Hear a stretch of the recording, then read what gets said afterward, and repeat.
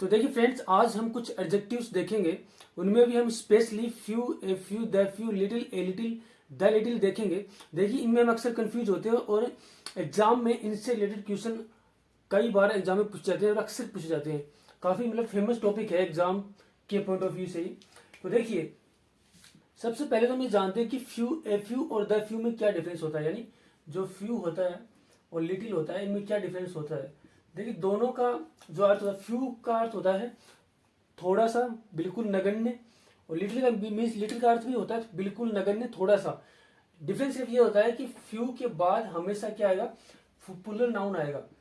Few के बाद हम हमेशा पुलर नाउन का यूज करेंगे और लिटिल के बाद हम हमेशा हम अनकाउंटेबल नाउन का यूज करेंगे, यानी इसके बाद पुलर नाउन का यूज करेंगे। फ्यू के बाद हमेशा पुलर नाउन का यूज करेंगे और लिटिल के बाद अनकाउंटेबल नाउन का हम यूज करेंगे। तो देखिए फ्यू की काफी काइंड्स होते हैं। देखिए फ्यू के 3 काइंड होते हैं, या तो हम ओनली फ्यू का यूज करेंगे, या ए फ्यू हम यूज करते हैं, या फिर हम द फ्यू यूज करते हैं।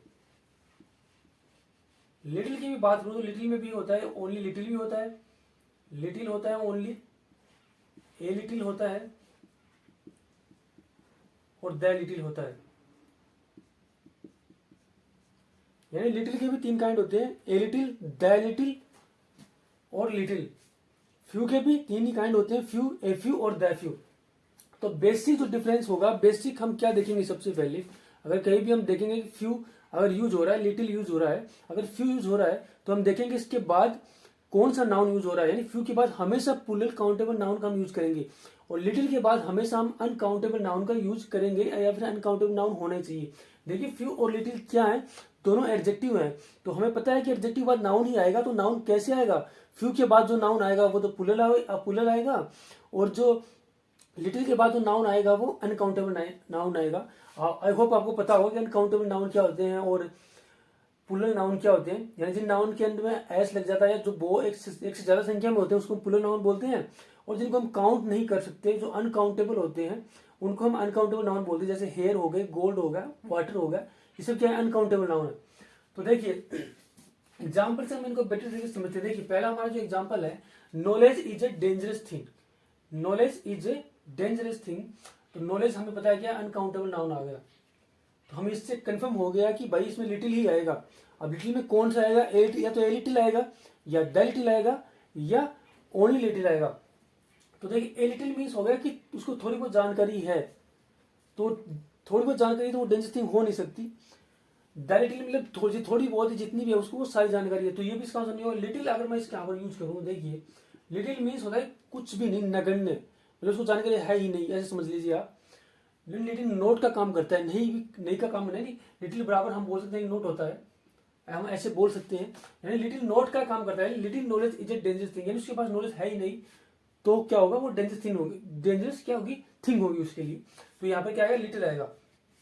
अब यहाँ पे देखिए, the doctor advise him to rest for days. हमें पता क्या, डेज के बाद क्या आ रहा है, पुलर काउंटेबल नाउन का यूज हो रहा है, पुलर काउंटेबल नाउन। यानी हमें पता चल गया है कि इसके बाद क्या आएगा, या तो फ्यू आएगा, या ए फ्यू, या दी फ्यू आएगा। ठीक है, तो देखते हैं इन में से कौन सा आएगा। देखिए the doctor advise him to rest for, a few तो हम कर नहीं सकते क्योंकि डॉक्टर ने उसको एडवाइस दी है, उसको कहा है कि आप रेस्ट कीजिए, तो वो कुछ दिन तो रेस्ट करेगा। तो फ्यू का मीन्स हो गया तो किसी दिन रेस्ट, डॉक्टर ने कहा आप रेस्ट कीजिए मत। यानी फ्यू बराबर क्या हो गया, फ्यू बराबर हो गया नोट। फ्यू बराबर होता है नोट, नोट मीन्स नहीं। तो उस डॉक्टर ने ये तो लिखा है कि आप रेस्ट नहीं कीजिए, डॉक्टर ने कहा कि आप रेस्ट कीजिए, तो यहाँ पर फ्यू तो आएगा नहीं। ए फ्यू आ सकता है, यहाँ पर डॉक्टर ने कहा कि आप कुछ दिन के लिए रेस्ट कीजिए, तो यहाँ पर क्या आ जाएगा, ए फ्यू आ जाएगा।